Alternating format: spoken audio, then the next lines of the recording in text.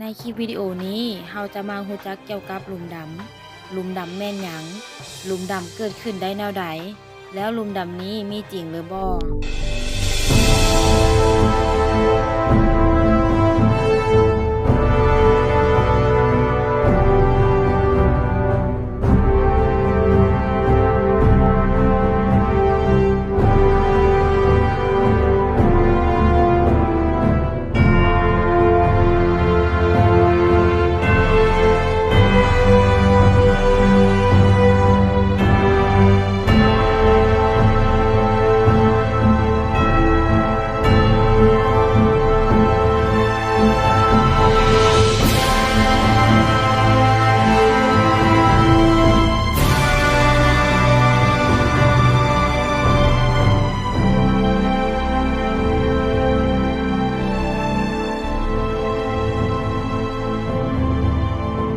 ในทุกมื้อนี้ทฤษฎีการค้นพบต่างๆทางวิทยาศาสตร์บ่ว่าจะเกิดจากแรงดึงดูดระหว่างมวลสารและการค้นพบใน DNA ในแบบการจำลองอะตอม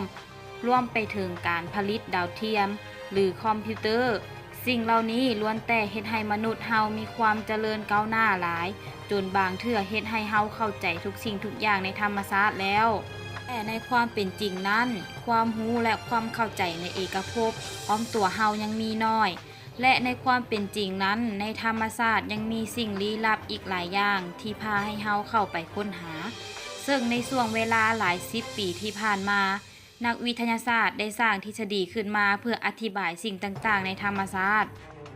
ในบรรหาทฤษฎีทั้งหมดก็มีเรื่องมหัศจรรย์หลายสิ่งลึกลับที่เฮารู้จักกันในนามหลุมดำหรือขอบฟ้าเหตุการณ์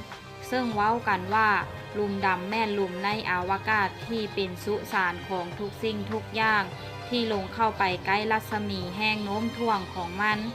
และบ่มีสิ่งใดในจักรวาลที่จะหนีพ้นแรงดึงดูดอันมหาศาลของมันไปได้ขนาดว่าแสงสว่างบ่มีทางหลุดลอดออกไปได้คำบอกเล่าเกี่ยวกับเรื่องราวอันมหาศาลของหลุมดำเฮ็ดให้ผู้คนทั่วไปยากที่จะเชื่อว่ามันมีแท้ในธรรมชาติซึ่งคนส่วนใหญ่มักจะเชื่อว่ามันเป็นเพียงนิยายวิทยาศาสตร์หรือเป็นเพียงจินตนาการที่บ่มีทางเป็นไปได้แต่นักวิทยาศาสตร์ทั่วโลกต่างพากันเชื่อว่าหลุมดำมีอยู่จริงบ่ได้เป็นเพียงทางแนวคิดวิทยาศาสตร์แต่มันอยู่ใกล้ตัวเฮาซึ่งคำทำนายจากฟิสิกส์ชั้นสูงได้ทำนายว่าหลุมดำบ่ได้เป็นเพียงดาวยักษ์สีดำที่จอบจะกลืนกินทุกสิ่งทุกอย่างที่อยู่ใกล้ตัวมันแต่ยังมีหลุมดำขนาดน้อยที่สามารถลี้ซ้อนอยู่ในวัตถุต่างๆในโลกของเฮาฉะนั้นเฮามารู้จักกับหลุมดำให้หลายขึ้น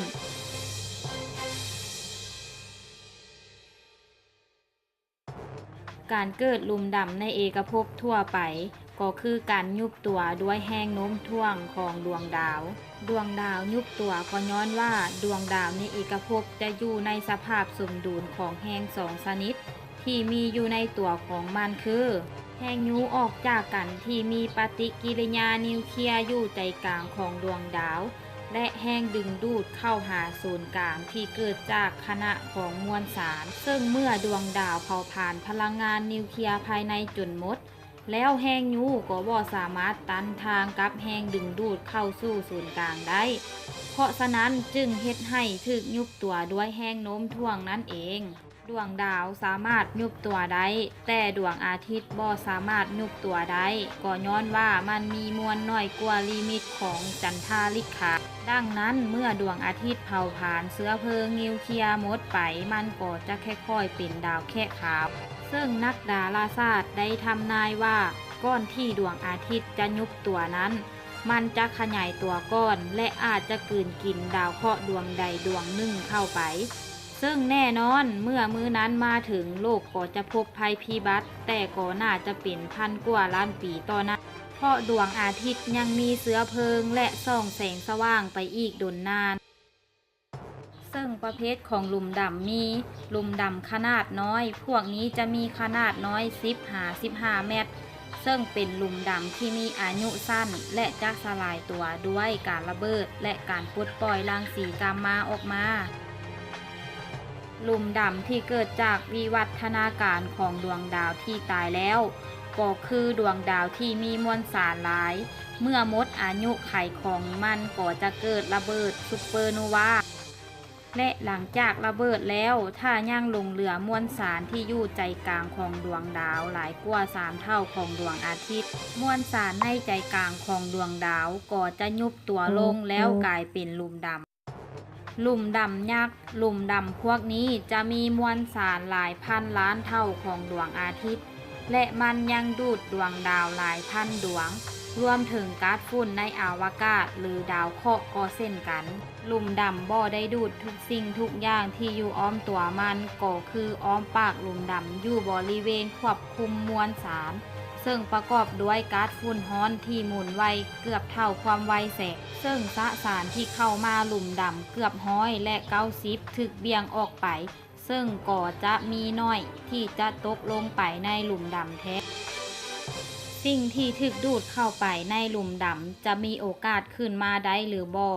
ก็คือที่เฮาบอกไปในขนาดแสงยังบ่สามารถลอดออกมาได้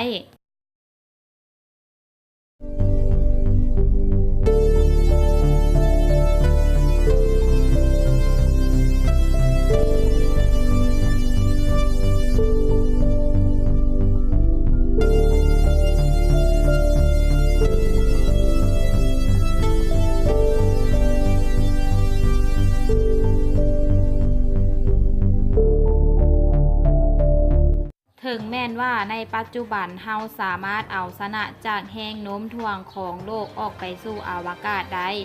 แต่ก็ยังบ่มีนักวิทยาศาสตร์เข้าใจแท้ถึงแรงโน้มถ่วงก็ได้แต่สันนิษฐานว่าหากมีสสารที่ถูกดูดเข้าไปในหลุมดำและต้องการอยากจะออกมาสสารนั้นต้องเร่งความไวให้ไวกว่าความไวแสงจึงสามารถออกมาได้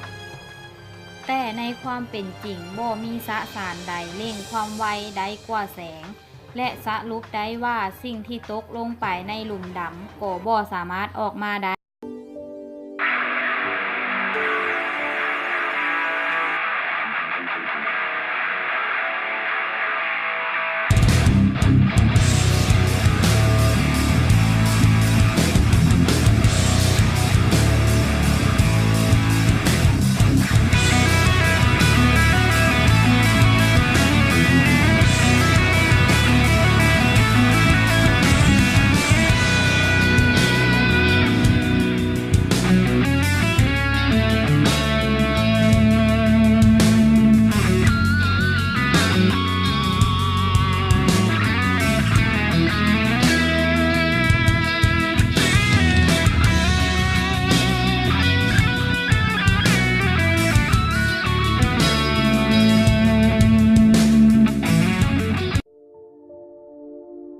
ถึงอย่างใดก็ตามสิ่งที่กล่าวไปเบื้องต้นเป็นเพียงข้อมูลบางส่วนที่อยากจะสื่อให้ทุกคนเข้าใจ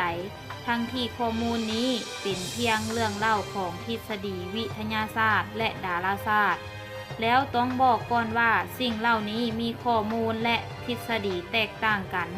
จนบ่สามารถว่าอันใดคือความจริง